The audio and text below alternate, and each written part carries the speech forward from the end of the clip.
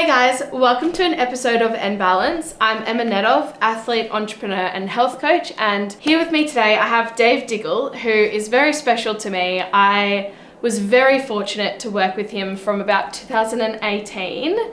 He was my sports and performance psychologist, and we still work very closely together now because even though I'm no longer competitive and training, 20 plus hours a week, performance is a part of my everyday life. He's Smart Mind founder and also an author, and also runs his own podcast. So I'm also excited to have him on so early to give me all of his experience and knowledge. So thank you. Thanks for having me on board. No worries. Okay, so just to, get straight into it, let's start from the beginning. When you first met me, what was your impression of my, let's say, mindset? Okay, it's interesting because when I first met you, there was this real incongruency. Okay. And I see it really frequently in athletes where they're trying to follow the traditional way of doing things. Yeah. And the coach has told them what to do. They're very diligent in how they do what they do, but it's not working. So there's a frustration. Yeah. And so what tends to happen is they do what they're supposed to do more. And then you get injuries and you get all the things that compound with that. Yeah. And so then it becomes a personal thing where you kind of go, well, I'm not good enough. I can't do this. Is this all sounding familiar? Yes. Yeah. But there's a part of your brain that goes, there has to be a better way. Yeah. And so when you reached out to me, and I'm not even quite sure where that came from at the time, but when you reached out to me, when I first met you, there was this kind of scream for help of, I can't keep doing what I'm doing. It's costing me physically. Yeah. But I know I can do it better. Yeah. Yeah, well, it was interesting because now when I think about it, I had snapped my Achilles in 2017. I'd come back for the 2018 Commonwealth Games trial, missed out on that because I just wasn't quite 100%. And then I was like, oh yeah, I'm done. I'm quitting. Went on a family holiday, took a 6-month break. Then I sat down and said to my parents, okay, I'm going to go back. And they were like, you're insane. And that's why when I came back, I sort of had a different head on my shoulders, and I recognized that I think that now I'm ready for help. I had sort of looked into sports psychologists previously, but I just, someone can tell you something, but unless you want to learn it, 100%. It's nothing. Yeah. So at that time, I was like, okay, how can I really optimize my performance? How can I get the best out of this? Because my goal was, I'm just going to go for another 2 years, try for Tokyo Olympics. So let's put in 100% now while I can. So yeah, that's really interesting. I was definitely just, okay, give me whatever you've got. And I was a sponge. And that's a frustrating part from my world. Yeah. Because if we had a different culture around having people work inside your mind as much as we do with your body. Yeah. In a much earlier stage. Oh, I know, I kick myself that I didn't do it sooner. But you're not an unusual person when it comes to that, an athlete. Yeah. I have athletes all the time say, I wish I'd have done this earlier. Yeah. And that's kind of, I know. And if you think about really where we are with mental performance in sport today, compared to it was 10 years ago. When I started this 20 years ago. Yeah. And when I started 20 years ago, I was a unicorn. There was not that many people doing things the way that I was doing things. Yeah. And so there was a lot of resistance. Now there's a lot less resistance. It's a lot more commonly accepted. Yeah. However, it's normally driven by the athlete. Yeah. And that for me is the next stage for us to grow as an industry, is it to be driven by the coaches. Yeah, okay. Why do you think the coaches don't find such an importance around mindset, given the fact that, especially in a sport like gymnastics, when you're up there competing, to a certain degree, you've done the physical preparation. It is a mind game in that competition. 100%. And I think a lot of it has to do with control. Yeah, okay. And coaches, I used to be a coach long before I was doing what I'm doing now. And an athlete. Actually, that was my biggest, when we first spoke and you said, oh yeah, I used to be a gymnast, I was like, oh, amazing. I can talk to you about routines. I can talk to you about skills. Like, you'll totally get it. That was a big thing for me. Yeah, absolutely. Now, I get that all the time. Yeah, right. Athletes will ask me, have you ever been an athlete? Well, yeah, okay, then that's the first big tick. Yes. So you understand what it's like to be on this side of the fence. Yeah. So I'm not just reading out of a book and I don't have a stethoscope around my neck and people with white coats. So yeah, I think the frustration and the challenge for coaches is, and I get this, is they know how to create an athlete physically and technically. Yeah. They understand the sport, so they have a real degree of control over that athlete's progression. Yeah. They can see when a technique's not right. They can see when they're not physically prepared in an area, so they can go and do that. Yeah. Psychologically, they can't. Yeah. And they're not trained. I know the Gymnastics Association over here spent a lot of time trying to get somebody like me in frequently. Yeah. Athletes loved it. Yeah. I'd get them reach out all the time. Coaches, not so much. So there's an aspect to that, I think, that's not gymnastics centric. Yeah, okay. It's definitely coach centric. And I don't know as a coach if I would have been as open to it then as I am now. Yeah, okay. But I think most of it comes down to control. Yeah. I'll give you a really good example, and I won't use names. Okay. But I worked with a very famous ice skate coach many years ago, before Sochi. Yep. And I got this phone call to go and work with one of his athletes, and said, look, they have the opportunity to be the best in the world at what they do, but they can't compete. Okay. And I've gone, okay. So he said, what I want you to do, I want you to come and I want you to watch her train. Then I want you to watch her compete and tell me what you need to do to her to fix her. Which I initially had a bit of a challenge with straight away, because the assumption was it was her. Yeah. And so I went and watched her train, and she was phenomenal.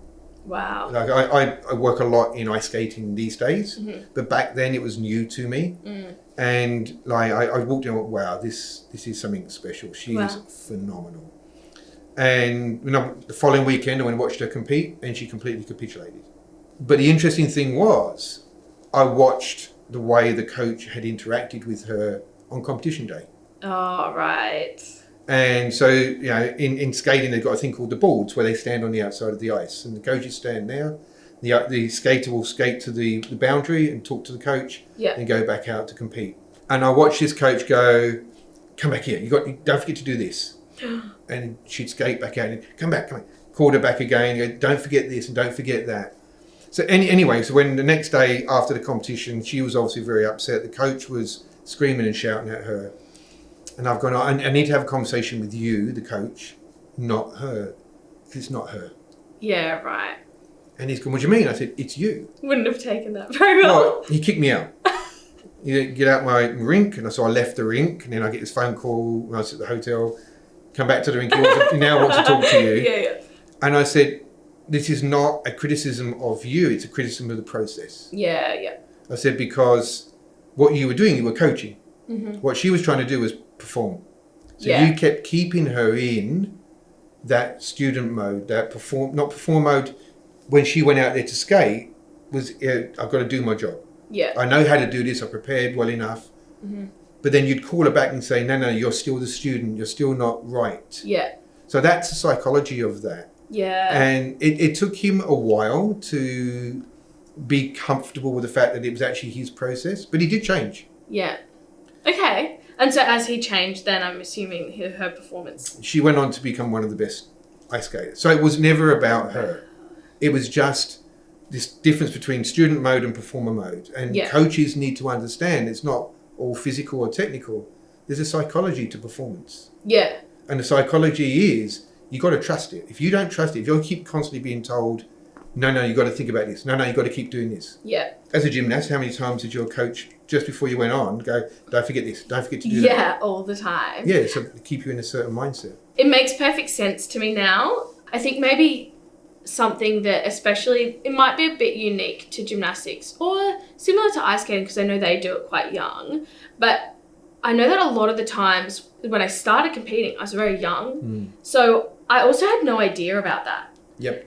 I almost, which it's quite interesting, I was thinking about this not long ago. When you're young, competing is scary, it's nerve-wracking, but you kind of just do it. Yep. And then when you're older, that's where I think it almost becomes more of that mental game, and that's where that coach interaction is maybe, it's completely different. You know, maybe a coach giving me a correction or a do this when I'm a kid would help me, and they'd be like, oh, good. Whereas when I'm older, it's like, no, don't do that to me. Yeah.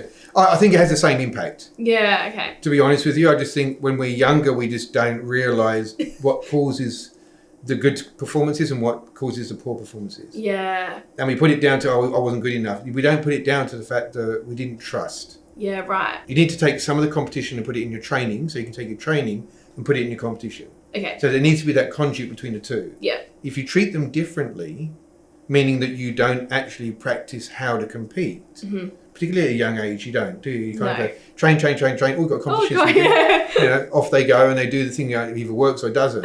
Yeah. And it's just a lottery every time. Yeah. But I think teaching coaches how to get athletes to trust themselves. Yeah. Because that's ultimately what we're talking about. Yes. And if your coach is telling you that what you're doing is not yet good enough, human nature, you won't trust it. Yeah.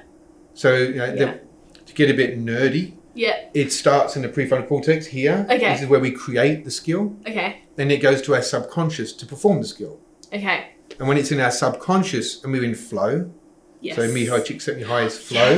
Yes. That's when you get the best performances because you trust it. Yeah, okay. When you get told to correct, it goes from your subconscious back into your conscious and it becomes clunky and chunky and you have to overthink it. Yeah, oh my gosh. So that's the psychology behind it, the physiology behind it. Yeah. And to your earlier point, that's what coaches don't understand. Yeah. And that's not only gymnastics or young sport. I work with very senior national teams and watched coaches do exactly the same thing. It's frustrating. Wow. And do you think maybe it's because I know a lot of high performance or high level coaches have been athletes themselves. They didn't have that, so therefore they're just sort of going off what their experience has been. Yeah. So that was you, right? Yeah. And that's what we were talking about, exactly this thing at the start of this was you were trying to do what you'd always been told to do. Yeah. It wasn't working, so you just doubled down on doing what wasn't working. Yeah. And that's coaching. Yeah, okay. If I went back to being a coach today, I'd do it completely different. Completely. I do a lot of stuff working backwards. Yeah. So I would start with the mindset of the competition and integrate that into training rather than trying to integrate my training into a competition. Yeah, okay. That's interesting. Yeah. Yeah, wow. After we started working together, obviously in 2018, 2019 was my most successful year. And I think a lot of that was just because also I had done the training already. Like that was already done. What I didn't have and what we worked together to build on was how to then perform and how to take my training and all the skills that I had done and go to a competition and be like, yes, I am prepared. Yeah, absolutely. Like even just down to writing it down, like all of those skills. And same thing, you know, my coach Jin, who's old school Chinese coach, really been through that system of just train. I know she was like, why are you writing in your book? And I was like, no, I need to do this now. Yeah, absolutely. So I remember saying to you at the time, don't train as much. Yeah. And you were looking at me like I was an alien. What are you saying? Because it becomes about quality rather than quantity at that point. Yeah. There is, in early preparation, younger athletes, quantity is important. Because you've got to build that physicality, you've got to build that fitness, you've got to build that skill base. Yeah. However, as you get older, it's about thinning that out and just doing what you need to do rather than what you want to do. I remember you and I having that conversation. Oh my gosh, yeah. Because I wouldn't know what I wanted or what I had to do. I'd just be like, oh, well, yeah, I should just do 10 of them. And you're like, do you really need to do 10 of those? Probably not. Yeah. Because I could just, at that point, I could go into the gym and do a beam routine, no problem. Go into the gym, do a bar routine, no problem. So that, actually, that was so eye-opening to realise I don't need to do 100 of these because I can already do it. Yeah. What's going to make it easier for me to compete and perform? Yeah. And also, you know, I still think about that now. But yeah, I guess that's the difference. Like, do you work with many younger athletes? Or... Yeah, absolutely. I mean, 8-year-olds. Yeah. Was there a difference? Well, there has to be a difference between how you then work with them in training and performance compared to the older athletes. So our prefrontal cortex is obviously the boss in the office. Yeah. Remember that analogy? Yeah, Yes. The boss in the office and you've got the workers as subconscious. And when we're younger, Yeah. We don't have a boss. Right. It's not really formed enough. So what we do, we tend to just follow what we're told. So how I work with younger athletes is I actually increase the structure, but it's more visually driven rather than process driven. Okay. I used to draw on the mats. Yes. Yeah. Frustrate every gym coach around the world. Yeah.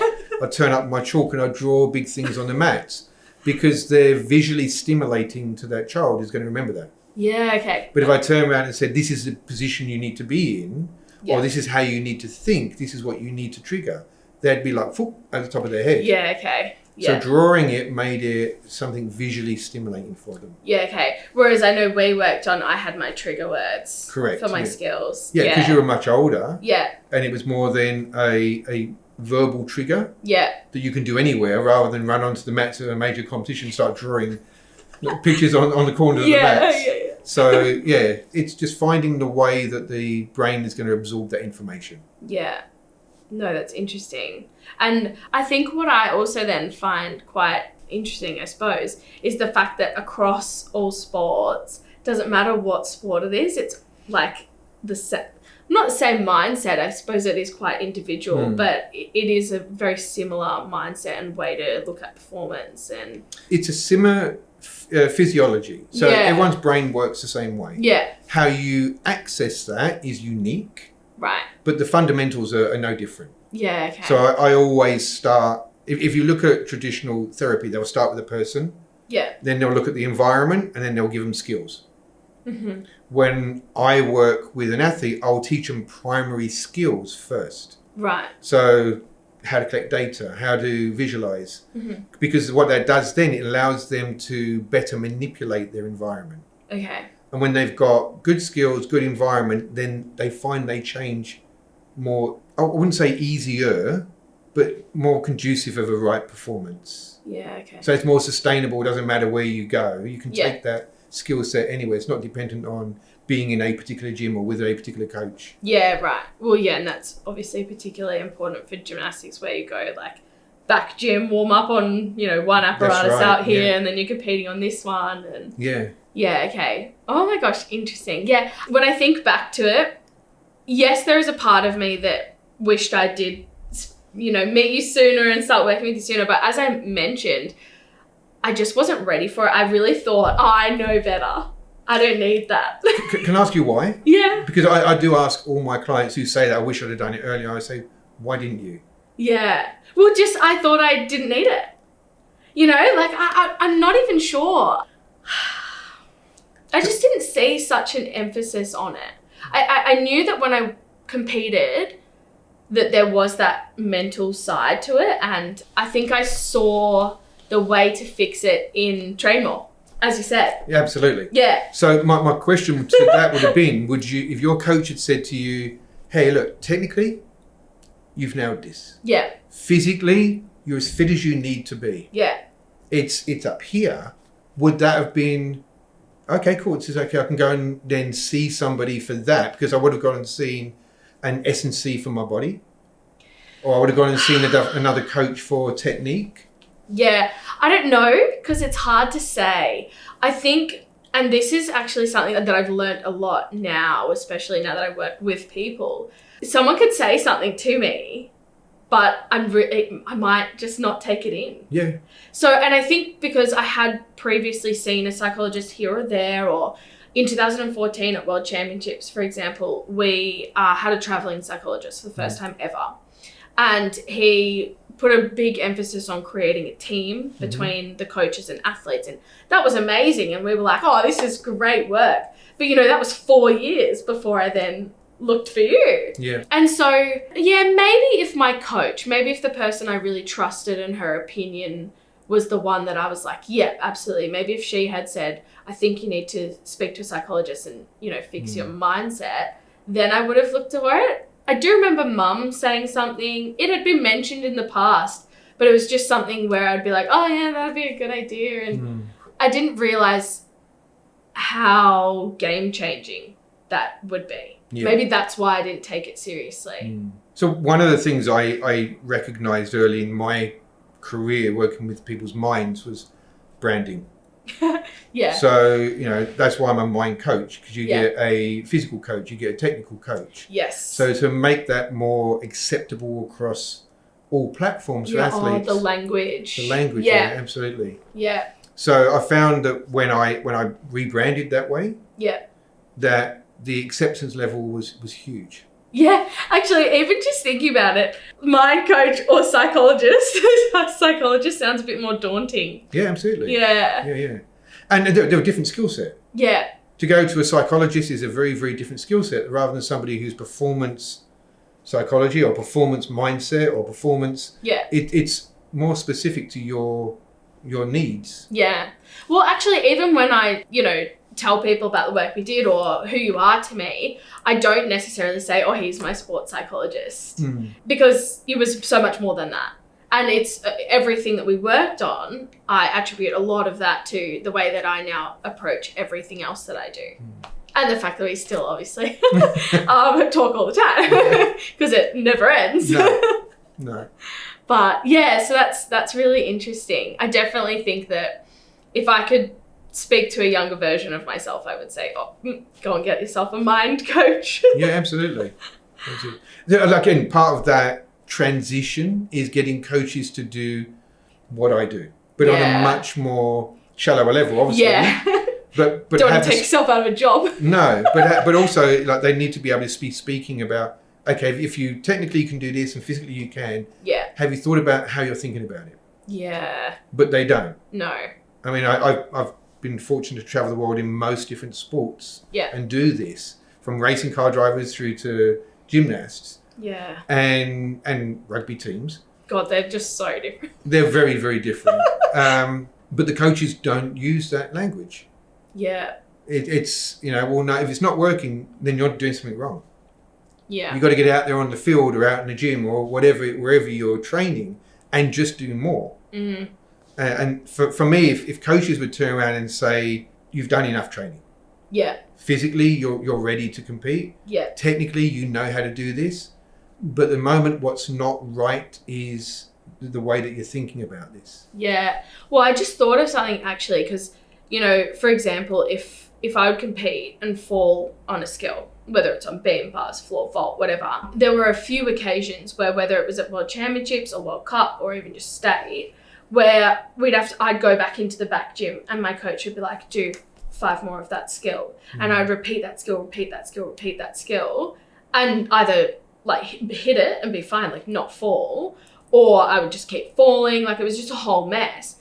And while you're saying that, the first thing I can think of is, I think that because the coaches don't know, they have that fear of maybe they've not done their job as well. Yep. Yeah, interesting. When I go back to the ice skating coach I said before. Yes. When I sat with him after and gone, why do you keep them in that student mode? Because I want them to know everything. So it came from a really good place. Yes. It came from a place of, I want that athlete to go out there and perform their best. I know how good they are. And to your point, I think it was maybe I've not given them everything they need to have. Yeah. And we've both been around long enough and both been injured enough to know that just doing more gives you more opportunity to get fatigue-based injury. Yes. That's necessarily the only thing you get. Yeah. And that's a bit of a Russian roulette for elite athletes. Yeah, it's almost worthwhile having a mind coach for an athlete, but also having that mind coach for a coach. Which is, if going back to how I've tried to structure my business over the last 20 years, I keep jumping into coach education. Yes. And finding that all I get is crickets. Then I come back out and go, they're not at that stage. Right. I did a lecture for a very prominent high school, sports high school, a private school around in Sydney here. Yeah. And all the coaches were previous elite athletes. Yeah. So, and they loved it. I had I think it was a 45-minute chat with them that ended up being almost 2 hours. Wow. And what about this and what about that? Yeah. And so they were really into it.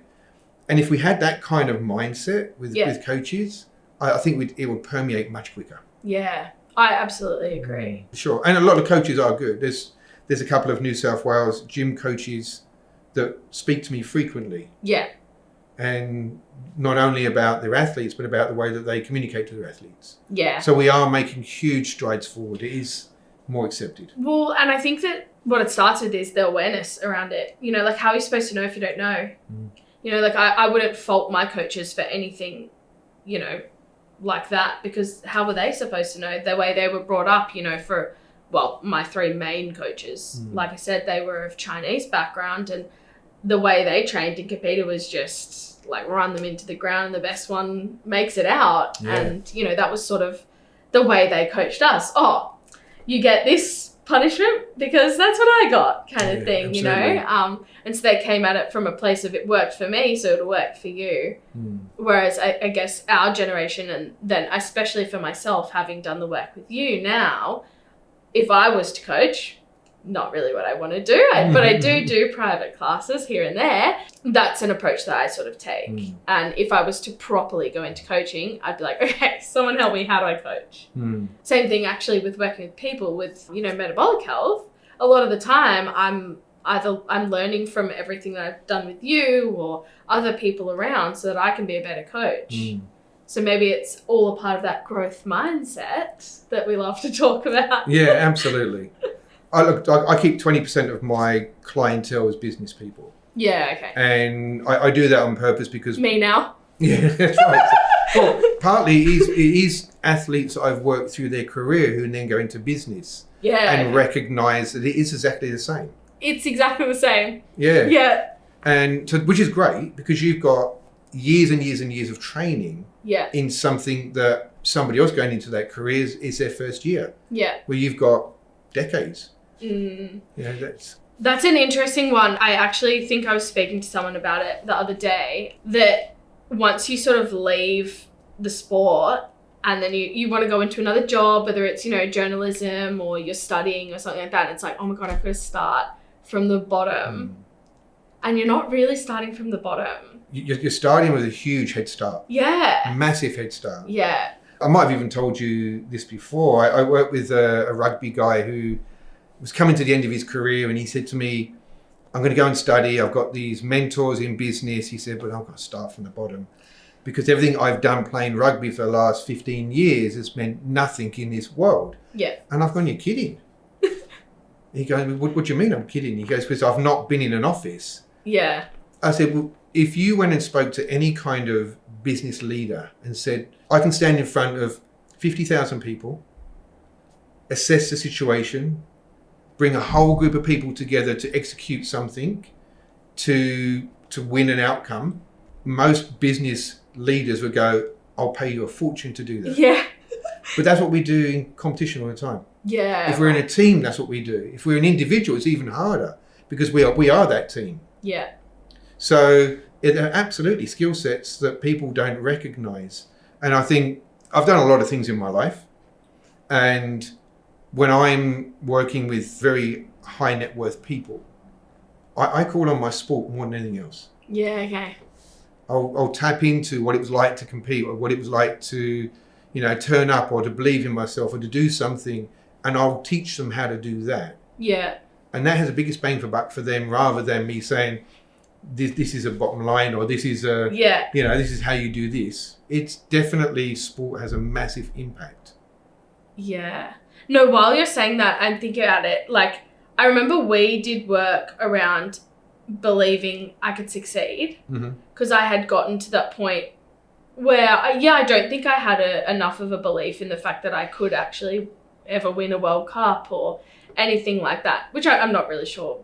I don't know why, whatever. But even now, that's one of the things that the work we did there and what I learnt through just the ability to believe in your success. A lot of the stuff that I want to do around my work and my businesses, you know, I've always wanted to run my own businesses. That's scary. Yeah. You have to believe that you are capable, I suppose. And so I definitely, that's where I take it back to all of the work we did. But, you know, just even going into another job, I definitely fell victim to that at the beginning where, for example, when I looked at getting jobs in marketing, when I was still training, I was like, I have absolutely no skill set in marketing. I can do a flip on the beam. I've got a great party trick, but what on earth, how is that going to help me market someone's business? Yeah, so that's a real problem, and I speak to my friends about that a lot. If they want to go into any other line of work, they're like, well, I've got to start from the bottom, I've got to start uni, I've got to study. I work with, as I said before, racing car drivers. Yeah. And they often race different vehicles. Yeah. And an exercise I tend to take them through, they'll come to me and they'll say, I've been racing open wheelers, which is like F1, 2 or 3. Yeah. And we're going to go into saloon car racing or whatever it is. So it's like normal car. I'm just giving this situation. Yeah. And I'll say, okay, right, let's make a list of all the things that are the same. Yeah. And that's a real bizarre thing to them initially. Yeah. But we'll do this column and it'll be, well, it's got 4 wheels. Yeah. It's got a steering wheel. And there's so many things that you go into it that are exactly the same. Yeah, because initially you'd be like, I don't know. Yeah, exactly. Yeah. And then it's okay, when we've made this big, long, comprehensive list about all the things that are the same, then I'll say, okay, what's different? Right. And they'll go, oh, actually, well, a saloon car has different downforce than an open wheeler because they don't have wings. Okay, so how do we then compensate for that? What do you need to do? What do you need to change? Yeah. The whole emphasis around this process really is there's very little that's different. Yeah, okay. And it's the same when we go to competition.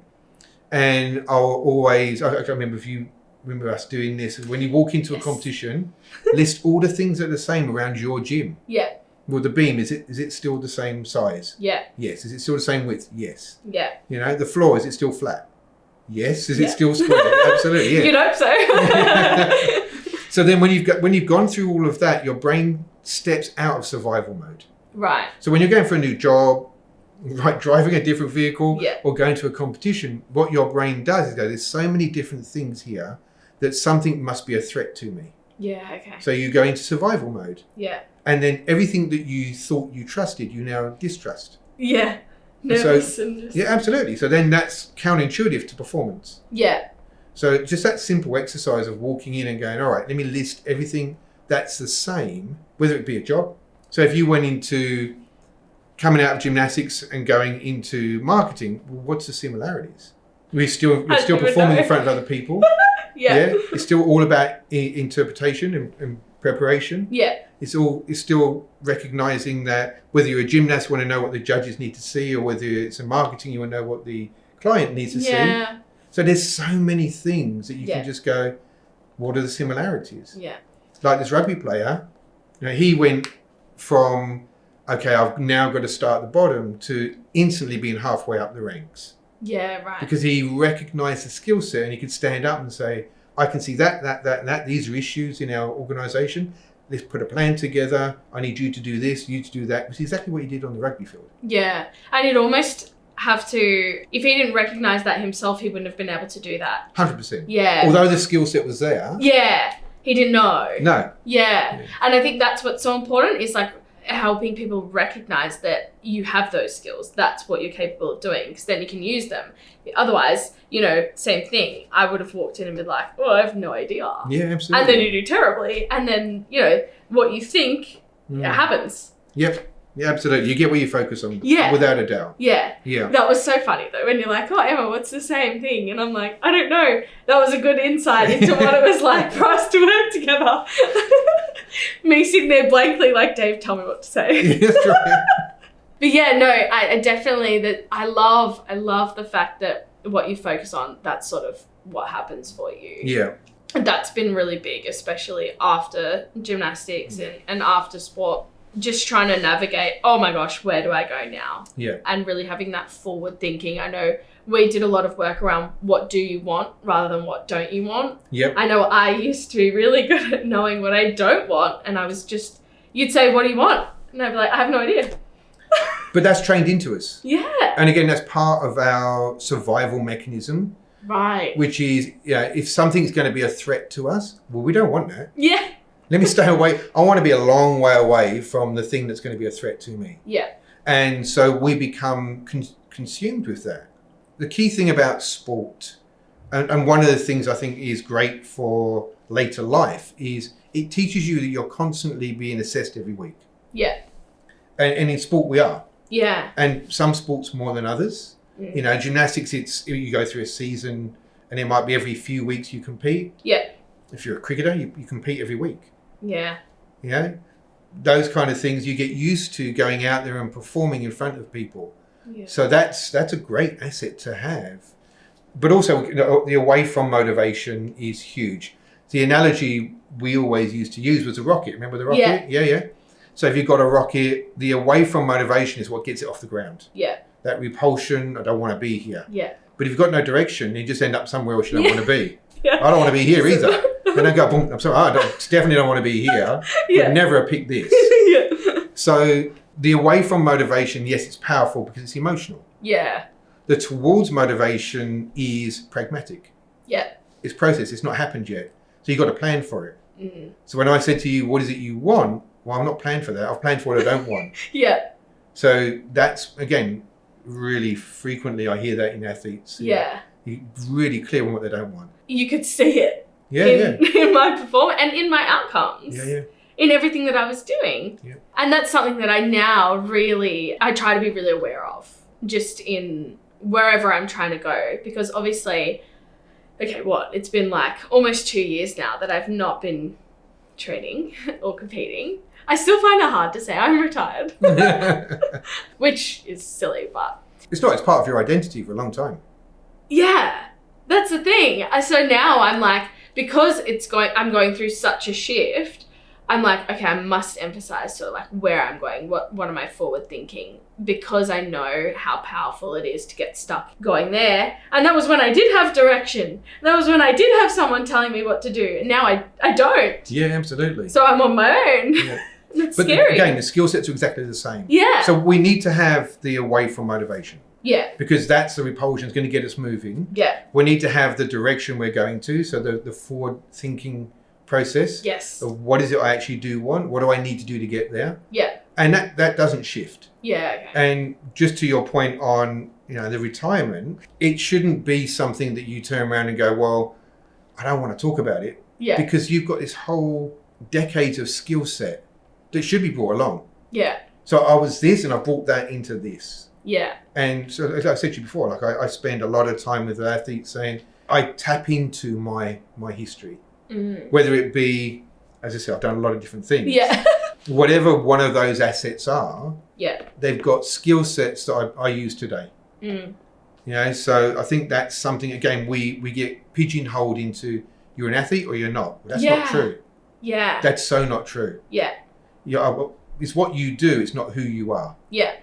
And so you can be an athlete, you can be a business person, you can be a student, you can be a son, a daughter, a husband, a wife, Yeah. all at the same time.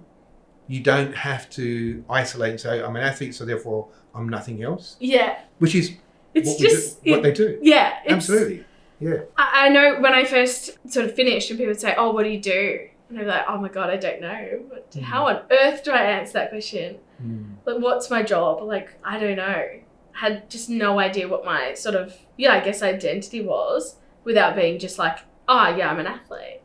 And even now though, I think that's really important that for a while I was like, I'm no longer an athlete. I don't identify sort of as an athlete anymore. And then I think recently, because I tap into a lot more now, I guess the work we did, all of the stuff that I've achieved as an athlete, I've become more proud of everything that I've achieved. So I've decided that by still holding on to that, by still using that into everything I'm sort of doing in the future, that's an asset to me. That's something that I'm not sort of going to let go of. I'm not going to say like, oh, just because I'm retired, I'm not an athlete and not talk about it anymore. Because I think it's like worthwhile recognizing everything that I sort of did, because it's led me to sort of, I guess, where I am today. Yeah, look, I agree. And I think part of that, you're right, is about being proud of what you've achieved. Yeah. And you don't necessarily have to be an Olympian, go to the Worlds or go to Commonwealth Games in order to be proud of what you've achieved. Yeah. We used to talk a lot about recognition and reward. Yes. And that was an alien thought to you. So weird. Yeah. I remember saying to you, what's a reward? Like, can I go buy myself a pair of shoes? Which I did. Yeah. I worked with a guy who, in my early days, and we started talking about recognition and reward. Yeah. And I was sitting in his really lovely house. He was a rugby player. And he goes to me, Dave, I can't buy any more TVs, mate. I've got TVs everywhere. And I think you're missing the point. It's not about what you buy. It's about the recognition. Yes. And the reward could be time. It could be spending time with other people. It could be time off. Yeah. So it's not necessarily the TVs or the shoes or the handbags or whatever it is. Yeah. But they do help as well. I mean, I've got guys and girls who have gone out and bought significant things at end of seasons because they've gone, yep, I've hit everything I need to do this season. So therefore I need to recognise and reward that. Yeah. It could be holidays. It can be a bunch of the performers I work with went out and bought really expensive watches. Didn't take me with them. On my rude. I know. Didn't take me with them or buy me a watch. But they come didn't. on. I know. But they went out and they said, right, no, we'd won a significant series. Yeah. And they all went out and they all bought watches together. So those kind of things there's a community involved in that. Well, we've done this. Yeah. Okay. But there's also that individual recognition. So that's on the big scale, but this should be a daily thing. Yeah, right. And that was the challenge you and I would have, which was, okay, we set a program for the week. We'd follow up the next week and go, did you hit that? Yeah. Yeah, I did. I hit this, and this. Okay, what was recognition reward? Yeah, no, I didn't do that. Well, what does that recognition, what does that do to our brains? What's the point in that? So serotonin and dopamine are the feel-good chemicals of our brain. Yes. So when we recognize and reward, we are essentially flagging the things that are important to us. Right. So the way that our brain works, it doesn't necessarily look at value the same way that society looks at value. Okay. And so you might look at a really expensive car and go, well, that's worth more. Yeah, okay. But our brain, if we were looking at that car and then we were spending more time looking at, I ride motorbikes, with more time looking at a motorbike, our brain would go, yeah, that's more expensive, but that's more important. Yeah, okay. So it's an emotional thing. Right. So what we choose to focus on is our brain will deem as being the most valuable thing to us. Now, if we're sitting there looking at how wonderful we are, the things we've hit, the great training performances we've done, then absolutely we'll create that momentum in that direction. Right. But if we're looking at it and going, well, I didn't hit this, I didn't hit that, that wasn't good enough, I'm not good enough. Mm-hmm. All our brain is going, well, you're focusing on that way more than you're focused on the good stuff. So the negatives are way more valuable to you because you're spending the time thinking about it. Right. Yeah, because that's one thing that I have noticed. It is noticeably different in who I am today. I am far less negative. Yeah. When I first met you, I was very negative. I remember one time even just being at Nationals, and this was a bit of an eye-opener for me, but some coach who I didn't even know was like, Emma, do you know that you complain a lot? And I was like, oh, sorry. But when we first started working together and you were like, you've got to change your language, because I would always be like, I can't do this, I can't do that. And it was just things that I just naturally said. I didn't even think about it, whether it was negative or positive. People had said all the time, you girls need to be more positive, like in the gym, and we'd be like, shut up. But just changing that language and changing what I focus on, yeah, oh God, I'm like so optimistic these days. It's crazy. I just drive people crazy. Yeah, and that's great, isn't it? It's a way better way to live your life. Yeah, oh, yeah. And if you'd have had that when you started your gymnastics career, you probably would have built better momentum in the right direction. So language is massively important. And I don't think coaches or athletes really understand the importance of the language. No. And they'll turn and say, it doesn't mean anything. It's just a saying. Yeah, oh.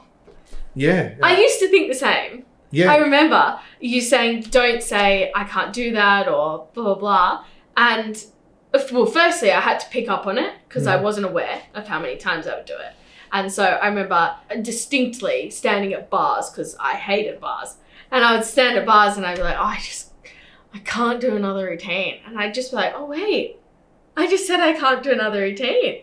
And I'm like, okay, I'll stop doing that. And slowly it started to shift. I steer clear of those sorts of words and things now. Yeah, absolutely. Well, we're human. We pick up on our environment. Sometimes we slip up. Yeah. All humans do. Yeah. I do. Okay, good. Even knowing what I know. Everybody makes mistakes. Yeah, absolutely. And without a doubt.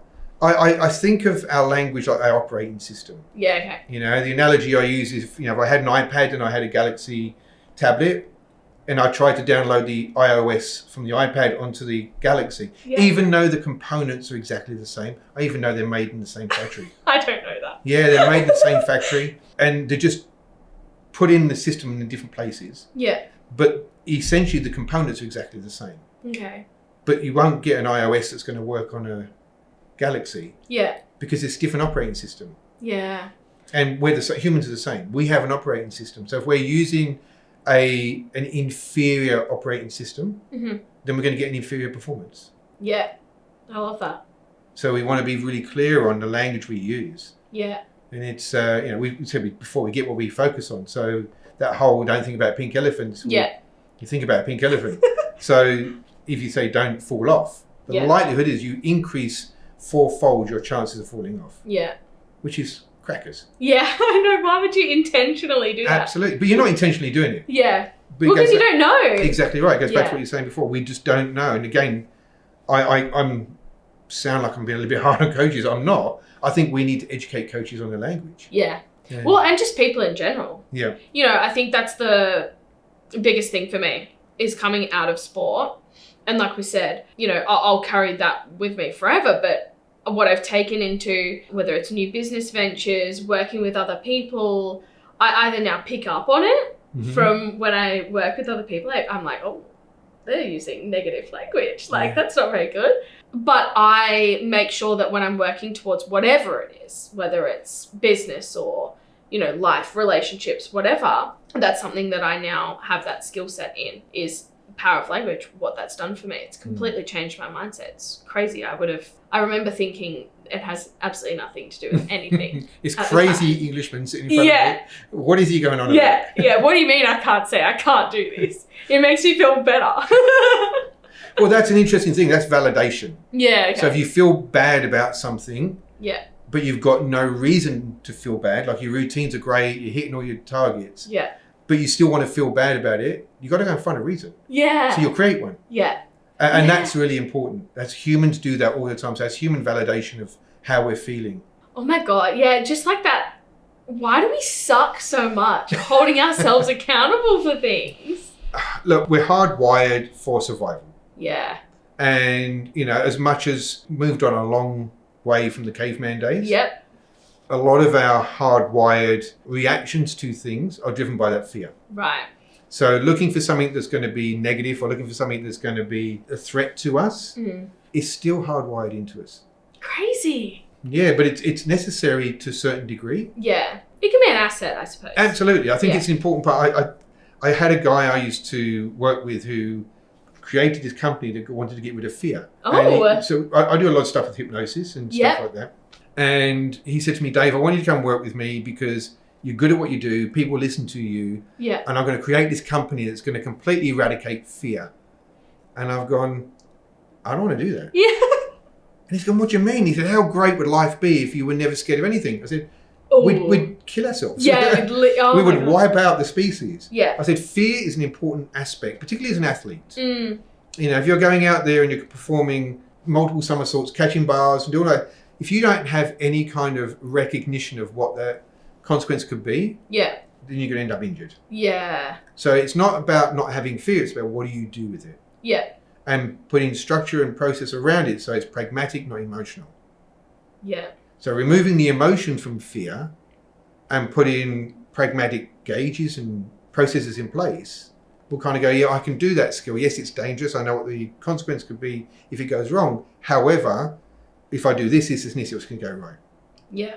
Yeah. No, absolutely. I remember even just saying to you, how can I make myself less scared of competing? Or why do I get so nervous? And you're like, it means you care. Like, it's a good thing. Like, yeah. That's really important. There are aspects of that fear that an asset to you. So you said something earlier, I won't mind jumping back on. You said to me that the negativity in sport, now that you're in business. Yes. The language patterns, are they the same? Are they different? What do you experience? They're the same. If you take out the words of I can't do this bar routine or I can't do this essay, or whether it's uni, school, work, it doesn't matter. It's all the same. Yep. And they have the same sort of outcomes, the same emotions that follow them. Absolutely. So one of the things I've kind of noticed over the years of me doing this is 100% agree with you. It's across all demographics of life and psychographics. Everybody has this negative connotation to their language. Yeah. However, high performing areas, so whether that be high performing sport, high performing business, high performing in education, the consequences become bigger. So therefore the proliferation of negative language becomes higher. Yeah, well, that's what I was going to say. Like, if I take, for example, Artem Sport, my brand, I know what I want it to be like. Oh my God, that is so scary. It is like way easier. Well, the only reason I think about this the way that I think about it now is because of the work we've done, and I'm a little bit more aware of my language and the reason why I'm thinking this way. But it's easier for me to sort of justify and be negative about it so that it doesn't hold me accountable to not achieving what I want to achieve. Which I guess maybe comes back to, especially if you don't believe that you're capable of achieving what you want to achieve, then you're just like, oh, I can't do this, or this external circumstance is stopping me from doing this and whatever. And that's something that I work on myself, but I notice it a lot in other people now because I work on it myself. Yeah, absolutely.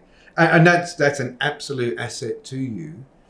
Because it's going to move you forward. Yeah. And then it's going to help you move other people forward. Yeah. And you that's where you start to create these ripple effects. Yeah. Because if you kind of just assume that we all think that way, so therefore then nothing's going to change. Yeah. So, being that voice, but doing these kind of things where you make people aware of it, I guarantee whoever watches this, for days after, will be fine. Oh, I did say that. Yeah. That's me. Because we're not aware of what we don't know. Yes. Oh my gosh. Oh, and well, I mean, don't worry. I did it so much. I think about it so much now. And even, the ball bouncing.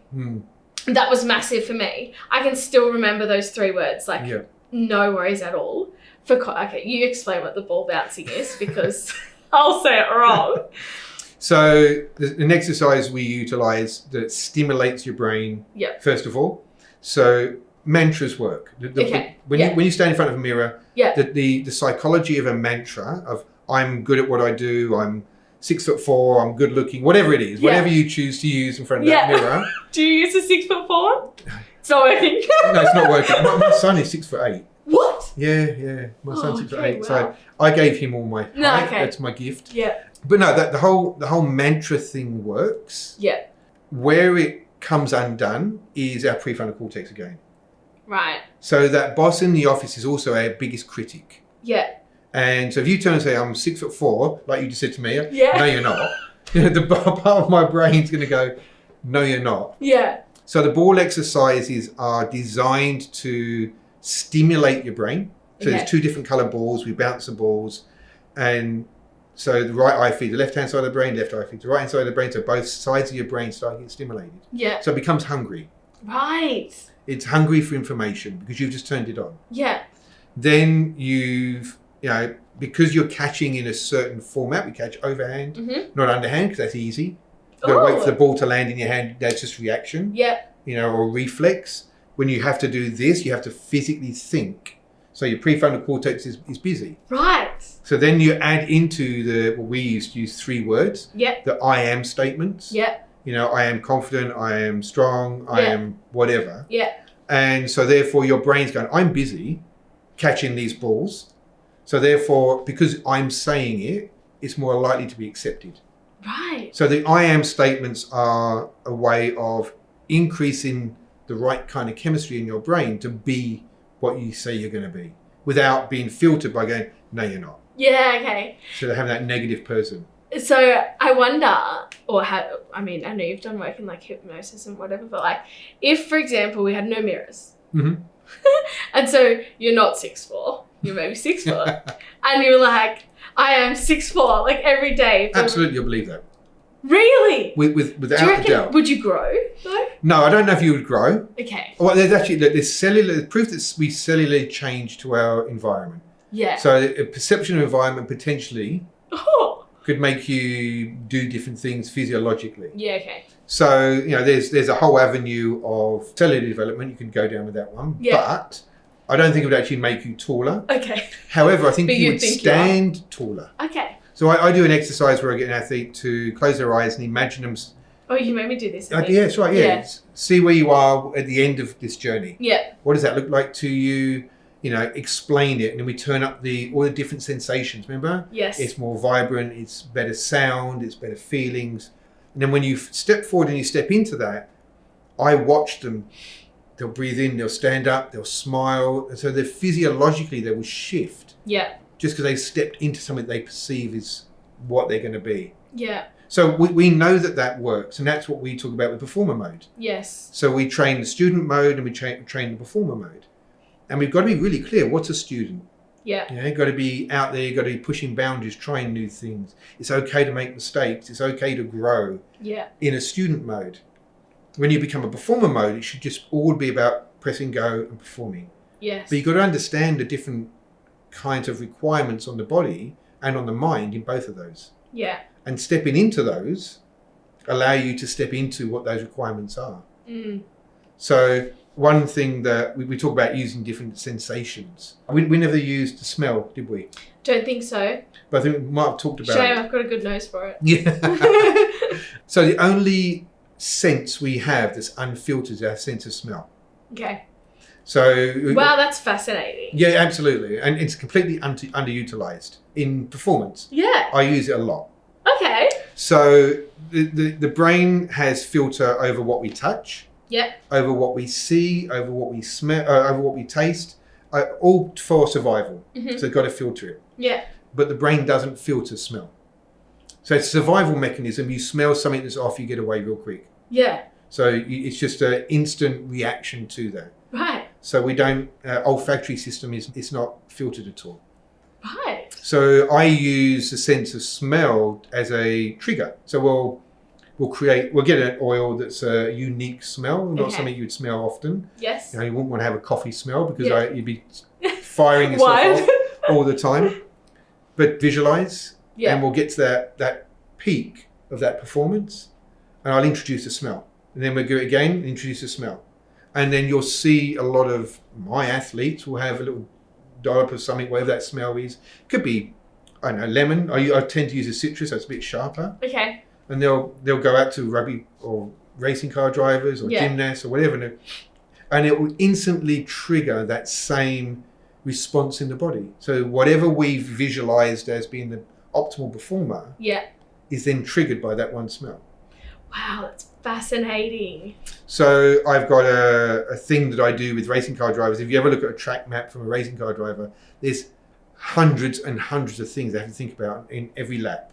And a lap's normally about a minute and a half. Yeah. But there's hundreds of things for them to think about. Mm. And human brain can't travel at that speed and think about those things all at the same time. Yeah, right. So you have to get into a place of flow, which is your subconscious, and trusting. Yeah. And we do that through visualization, through the track map and the smell. Interesting. So I wonder also then, do you know anything around this competing on floor compared to competing on beam or bars? Let's use bars and beam, for example. Bars, you're just on there, you just keep going. I would only get unstuck or not think about what I was doing if I fell off. Whereas beam, I was more aware of everything I was doing the whole time. Was one sort of like maybe I was more in flow on bars, whereas in beam, because it wasn't as like... Flow's not necessarily about motion. Okay. Flow's more about the unrestricted thought process. Right, so maybe some skills are more flowy. So more flowy, good word. I think you just made your own word. I did. Yeah, absolutely. Yeah, okay. I would take it to a different place where I'd say the performer on beam would be a different performer than a performer on bars. Okay. So I would isolate it that way, and I would create a different. I talk a lot about personification. I create different personas of performers. Yeah, right. So like the whole Superman, Clark Kent Superman. Yes. So Clark Kent going to a phone booth, come out as Superman. Yeah.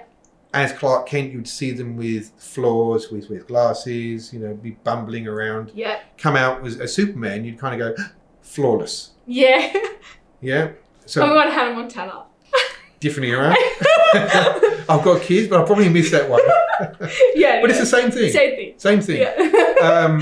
So I create these kind of alter egos around each performing mode. Yeah, okay. And that can be like attack or defense. Okay. That can be artistic, so as in something like on the floor, or something a little bit more, for men's gymnastics, more strength oriented, like rings. Yeah.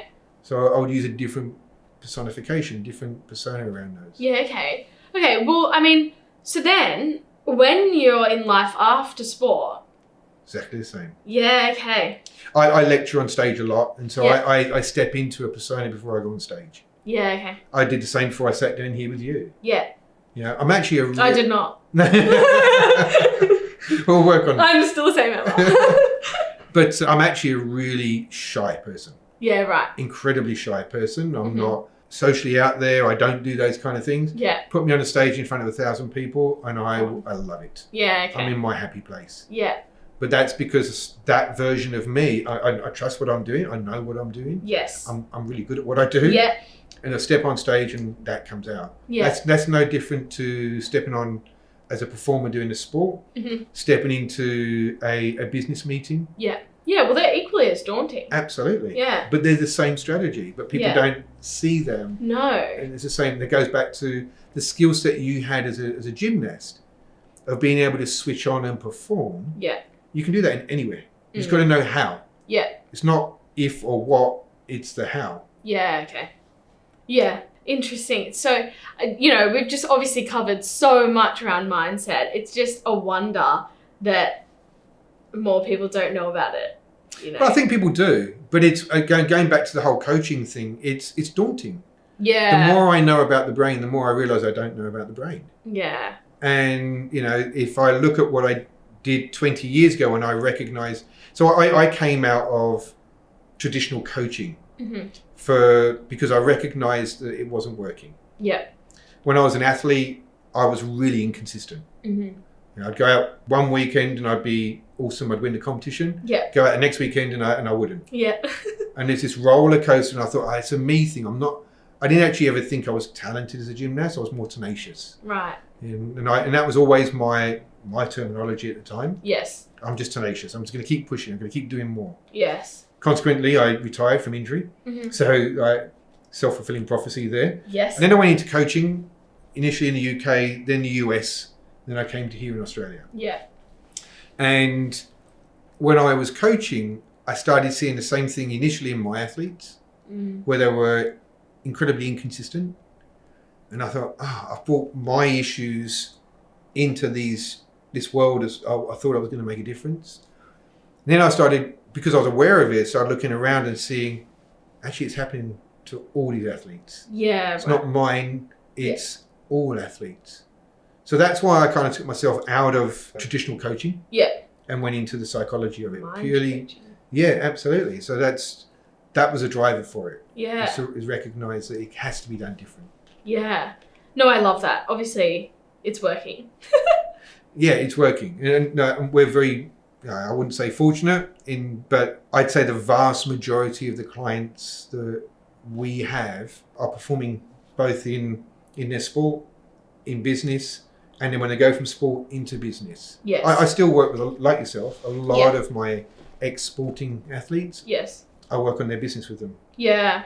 Well, also, I think that I feel very fortunate that I met you when I did as an athlete, because it's obviously helped me recognize, I think there's a lot in self-belief and in that mindset around that. It's given me the mindset to be able to develop my skill sets outside of sport now, because, I'm past sort of, whatever that's ended. So I'm into something else now. I don't know if there's any truth to this or if this is a thing, but from what I've noticed, a lot of the time us athletes, we go from being the top of our game, we're the best at what we do. It's our whole world. And you come out of it and you come into real life. And as we sort of touched on before, you feel as though you're at the bottom and it's like, where do I go now? And sometimes I get a sense of ex-athletes having sort of like a frustration in knowing how capable they are as people towards doing really incredible and great things in whatever area they choose, but not having that self-belief or not having that mindset to sort of like attack. Well, one of the things that you and I worked on was the funnel system. Yeah. Which had nothing to do with performance. It's about how you prepare to perform. Yeah. And so we looked at how do I get to the day before a competition and say, I'm ready? Historically, most of us, when we were going through our sport, would have gone, do I feel ready? Yeah. Do I feel good enough? That was me. Yeah, or it was me too as a gymnast. Do I feel good enough? Do I feel like I've done enough? And often I'd say no. Yeah. And so there, the night before the competition, I'm back in the gym trying to do more. Yeah. Just so I could feel like I could do enough. And what I teach now is a more pragmatic approach to that, where we've got this funnel system. What do I need to do? Not what do I want to do, it's what do I need to do? Yeah. And going back to, you don't need to do 1,000 routines. You just need to do the one routine here, do this landing, do whatever. And what that does, then it teaches you your how. Yeah. And for me, that's the most important part of performance anywhere. Yeah. How do I get from here to here and know that I'm ready? Yeah. Easy for a competition. We've got a competition in a week's time. What is it I need to do to be ready? We can look at routine, structure, we can look at skills. Right, I've done all of those, so therefore I know that I'm ready. We just need to be doing the same thing in business. Yeah. If we've got a presentation in a week, what is it I need to do to get that presentation done? Yeah. And so that process of being ready is understanding your own how. So when you're an athlete and you come out of sport into business, the only thing that shifts is the different objective at the end. Yeah. So instead of being a competition, it could be a presentation. Yeah. Or instead of being selection, it could be promotion. Yeah. Okay, what do I need to do to be eligible for that promotion? I need to tick this, and this box. Tick all those. Yeah, I've done that. I've got a process put in place. I know I'm ready. Yeah. So that builds confidence. And do you remember me asking you what confidence was? I don't know, because I don't know. and that's an interesting thing. Yeah, we always say to athletes, you've got to be more confident. Go out there and be confident. That's true. Yeah, my coach would always say confidence is the key to success. And it's true. Yeah. But no one knows what confidence is. No, I don't think she could define it either. Well, no, and that's what frustrates, I think, most athletes. They'll go, I've got to be more confident. But I feel that I'm not doing enough, so therefore I'm not confident. Right. So there's this incongruency with the terminology and the action. Yeah. Well, and on that though, when you come out of elite sport and you feel as though you're at the bottom, because I know I experienced a little bit of this, I feel like you come out of sport and you maybe feel as though you've got nothing to be confident about now. Yep. So it's like, I've got to be confident about what? Yeah, absolutely. And again, when you watch this back and you listen to the words you use, you feel. Yeah. And feelings are just emotions. Yeah. And emotions are hard to define. Yes. Because they're always retrospective. They're not proactive. You don't proactively feel happy. Yeah. You feel happy because something's happened. I try now. Yeah, exactly. Yeah. But so going from feelings to knowing is different. Yeah. And so they'll come back to the whole recognition reward. What have I done? This is working for me. How did it work? What did I do to make that work? Yeah. It becomes more process orientated. Yeah. We try to gauge our world on how we feel because we're human. Yeah. And if we didn't feel things, we wouldn't be human. We'd be this AI world that they're promising us that frightens the bejeebers out of me. Yeah. But it's recognition of where we put the emotion. So if we think about we're going to select something to do, we're going to focus on something, we've got a process to get there, and we've got an outcome. Yeah. So that's how our brain, in a binary sense, works. We'll focus on something, we've got a process to get there, we've got an outcome. Yeah. Very simple. Yeah. That's how we work. We put an emotion in the middle of that, and everything after that emotion gets lost. Right. So we could have a really clear process, put an emotion in the middle of that, and the process becomes faded. It's still there, but we can't see, it's clouded. Yeah, okay. And what we tend to do then is we get anxious. Yeah. So we bring that emotion closer towards our choices. Yeah. Oh, do I do that? Because it doesn't feel good. Yeah.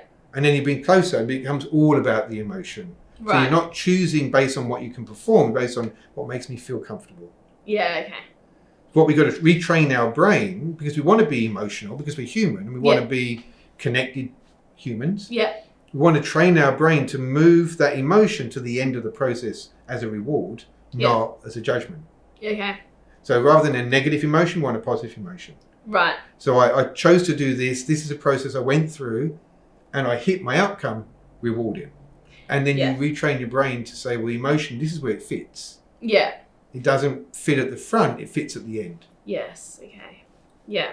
Goodness. There's just so much in there, and there's so much that you can utilize from, I guess, a big emphasis for me now is obviously from the transition of being an athlete into how you bring that into your everyday life. Mm-hmm. And it just becomes more and more apparent that it just is your everyday life. I think an important thing for me, and maybe a way that I can modify my language around it, is that instead of looking at it as there's two separate worlds, it's like it just is a different time now. And instead of using my time every day now for training, I'm using my time in another way. And rather than looking at it as that was one part of my life, this is another part of my life. Like sort of just having it as it just is what it is. And every day now I don't go to the gymnastics for 4 hours. It's just different environments, same brain. Yes. Same outcome. Yeah. Different environment. So you're right, you can't compartmentalize and separate them. Yes. Because that's not reality. Yeah. What we can do is say one springboards into the next, springboards into the next. So I said to you a bit earlier, I've had quite a few different careers because whatever I dive into, I try to dive into 100%. Yes. And every single time I've left one and gone into the next one, I've seen it as an opportunity to grow from there into something different. Yeah. And I've taken everything from each one of them into the next one and gone, how do I take this skill set from an athlete into being a coach and a teacher? Yeah. Was this, how I perform, how I stand up in front of people, how I communicate. All of those were taken from that into teaching. Yeah. And then from that to the next one and into the next one. And so for me, it's like, it has to be an accumulation. So I talk about snowballs. Yep. Remember the snowball? Yes. So if you push a snowball down a hill, what you want it to do is accumulate and grow. Yes. And so the bigger that becomes, the faster that snowball becomes. So you get momentum. And that's ultimately what you want in any kind of performance is good momentum. Yeah. In the right direction. Yeah. So we want to be that snowball on top of the mountain. But what we tend to see people do is they'll focus on one part of that snowball and they'll push it. Yeah. And it'll crack. And they'll go, I built this wonderful thing, whether that be a skill, be a performance, be a career, whatever that is. Yeah. That one snowball has had so much pressure in one area that it cracks. Yeah. Or we stand on, we try and change the shape of it, force it to outcome. And that forcing of the outcome changes the shape of it so it won't roll. Yeah, and then they've got to start a new one. Exactly right. Or you've got to keep picking the bloody thing up. And that's and that's really hard. Yeah. So it's all about leverage. Yeah. And to get the snowball moving, to create that momentum, it's about leverage. How do I leverage off of what I've done? Yeah.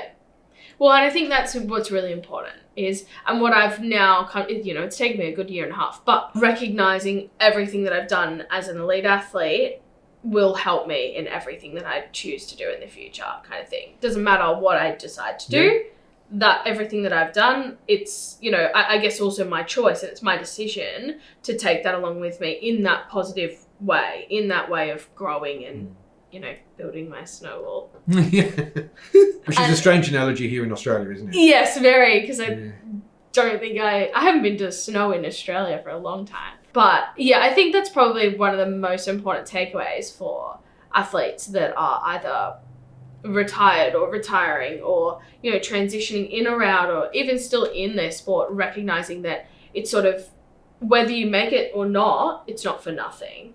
It's going to help you in everything else that you decide to do, whether you are extremely successful, whatever that means to you as well, in your own sport, or, an injury pulls you out. I think what's important is, sometimes things don't always go according to plan. So then if you do have that mindset of always using your experiences and of that snowball, it's like, even if there's a hiccup that sort of gets in the way of where you're wanting to go, you can still use everything that you've done in a positive light, rather than like, oh my God, I did all of that for no reason.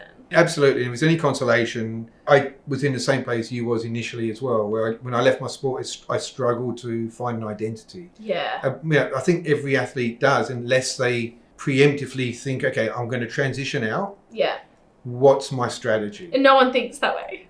Well, no, and looking back on my career, I had the opportunity to do that. Yeah, okay. And as did you. Yeah, well, technically, yeah. Yeah, and I think, you've transitioned way better than a lot of athletes.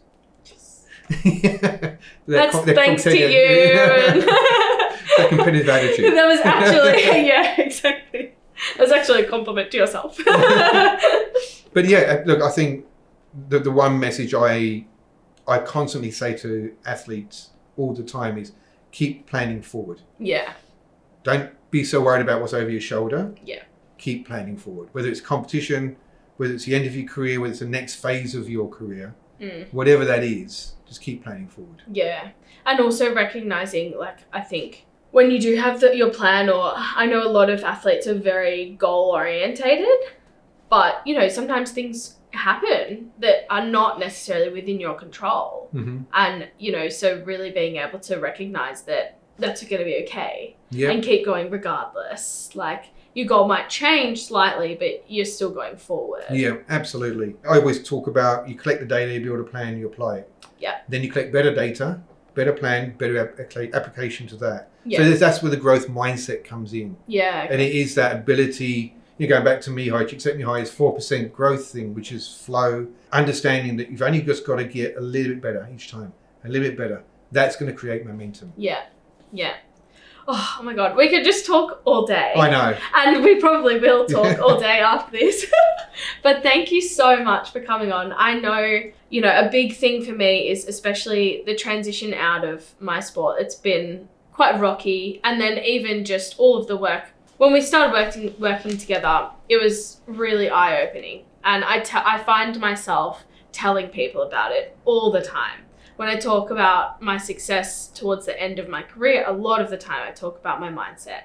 And whenever people comment on my mindset now, whether it's in work or life or whatever, all of the time I'm like, oh yeah, it's because of the work I started doing with Dave, you know? And so I feel like there's just so much interesting information and for people to know, because I think that's the biggest thing. If you don't know, what can you do about it? Yeah. So hopefully some interesting facts in there today, but thank you so much. My pleasure. It's been an absolute pleasure to talk to you today and be on the journey with you. Yes, thank you.